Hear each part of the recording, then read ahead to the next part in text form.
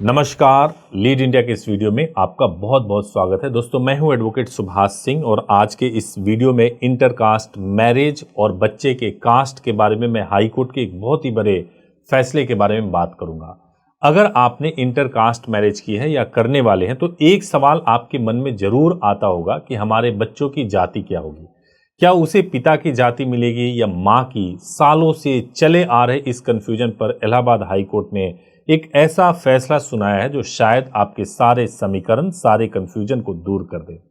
सबसे बड़ा सवाल, आखिर बच्चे की जाति होगी क्या? हमारे देश में जहां जाति एक सच्चाई है, इंटरकास्ट मैरिज करने वालों के लिए ये सवाल सिर्फ फॉर्म भरने जितना आसान नहीं होता। ये सवाल जुड़ा है बच्चे की स्कूल एडमिशन से, सरकारी नौकरियों में रिजर्वेशन से और उसकी सामाजिक पहचान से। अब तक होता ये आया है कि बच्चे को पिता की जाति ही मिलती है क्योंकि हमारा सिस्टम इसी तरह काम करता है। लेकिन सोचिए, अगर माँ एक अनुसूचित जाति यानी शेड्यूल कास्ट या जनजाति यानी शेड्यूल ट्राइब से है और पिता जनरल कैटेगरी से है, तो क्या बच्चे को वो सारे अधिकार और सुरक्षा नहीं मिलेंगे जो उसकी माँ को जन्म से ही मिले हैं? इसी उलझन ने हजारों परिवारों को परेशान किया हुआ था। लोगों को लगता था कि अगर एक दलित महिला ने किसी सवर्ण पुरुष से शादी कर ली तो उसकी अपनी जाति की पहचान खत्म हो गई। लेकिन अब कोर्ट ने इस पर सब कुछ साफ कर दिया है। देखिए, अगर आप कोर्ट मैरिज करने के लिए जाते हैं, अमूमन इंटरकास्ट मैरिजेज ही होते हैं और इसके बारे में बहुत सवाल भी पूछा जाता है। अगर आपके मन में कोर्ट मैरिज से संबंधित या बच्चे के कास्ट से संबंधित या फिर पैसे कितने मिलते हैं कोर्ट मैरिज के बाद में अगर इंटरकास्ट मैरिज हो रहे हैं, कुछ भी अगर ऐसे सवाल हैं तो हमारे हेल्पलाइन नंबर पे कॉल कर सकते हैं सुबह 9 बजे से लेकर शाम को 8 बजे तक और पूरी जानकारी ले सकते हैं। देखिए, इलाहाबाद हाई कोर्ट का वो कौन सा केस है जिसने इतिहास बनाया है? ये पूरा मामला उत्तर प्रदेश के अलीगढ़ का है। यहाँ अनुसूचित जाति की एक महिला ने जाट समुदाय के एक व्यक्ति से शादी की थी। एक दिन कुछ लोगों ने उनके साथ मारपीट की और बुरी तरह से जाति सूचक शब्दों से उन्हें बेइज्जत किया। जब महिला ने इस मामले में SC/ST एक्ट के तहत FIR दर्ज कराई तो आरोपियों ने कोर्ट में एक अजीब दलील दी। उन्होंने कहा क्योंकि महिला ने एक जाट लड़के से शादी कर ली है इसलिए वो अब अनुसूचित जाति की नहीं है और उन पर SC/ST एक्ट के तहत मुकदमा नहीं चलाया जा सकता है। उनका तर्क था, शादी के बाद औरत की जाति पति की जाति हो जाती है। आप भी थोड़ा सरप्राइज हो गए होंगे, लेकिन आगे की कहानी और भी ज्यादा दिलचस्प है। देखिए, कोर्ट ने क्या कहा। कोर्ट ने कहा कि इस दलील के जवाब में जस्टिस अनिल कुमार, जो कि ऑनरेबल हाई कोर्ट के जस्टिस हैं, उन्होंने आरोपियों की याचिका को खारिज करते हुए कहा कि जाति जन्म से मिलती है, किसी से शादी करने या अपना धर्म बदलने से नहीं बदलती। कोर्ट ने साफ किया कि जाति कोई कपड़ा नहीं है जिसे आप जब चाहें बदल लें। ये एक पहचान है जो जन्म से जुड़ी है और शादी कर लेने से ये कानूनी पहचान खत्म नहीं होती।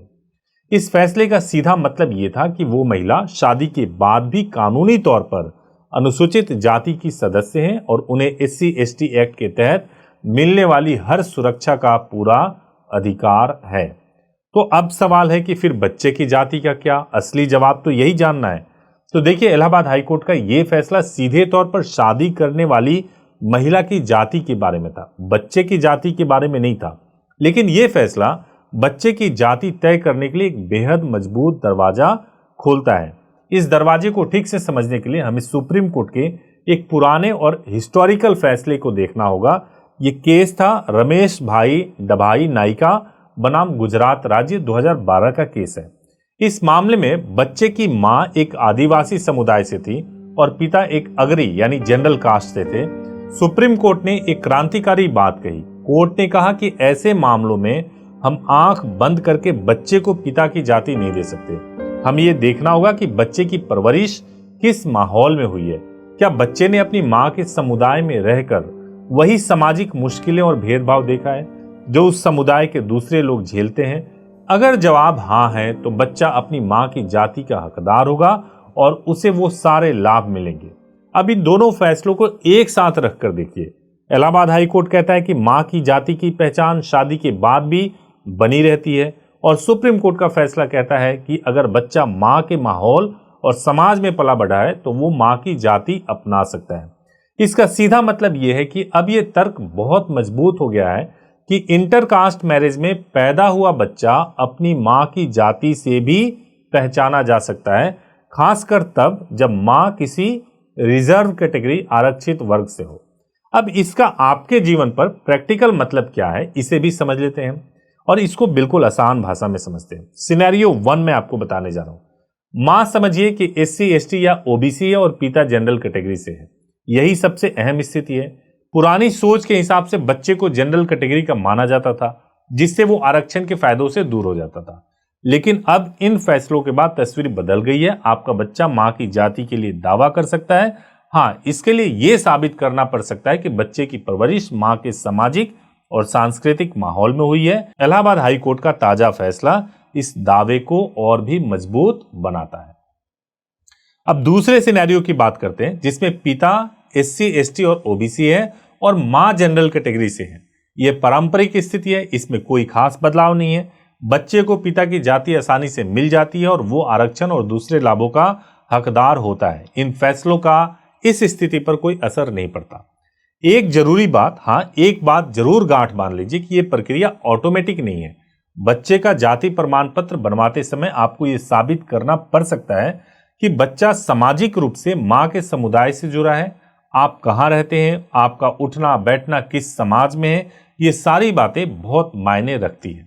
इस फैसले पर आपकी क्या राय है? आपके जानने वाले, क्या आपके पास कोई ऐसी स्टोरी है या कोई अनुभव है, तो आप जरूर कमेंट्स में बताइए और अपने विचार भी साझा कीजिए।